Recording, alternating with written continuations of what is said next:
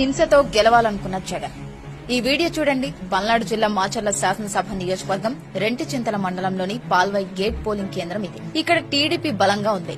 టీడీపీకి ఓట్లు ఎక్కువగా పడతాయన్న ఉక్రోషంతో పోలింగ్ కేంద్రంలోకి వచ్చి ఈవీఎంతో పాటు వీవీప్యాట్ ను కూడా ధ్వంసం చేశాడు మాచర్ల వైసీపీ ఎమ్మెల్యే పిన్నెల్లి రామకృష్ణారెడ్డి. ఈ దారుణాన్ని అడ్డుకోవడానికి వెళ్లిన ఈ టీడీపీ ఏజెంట్ పేరు నంబూరి శేషగిరిరావు.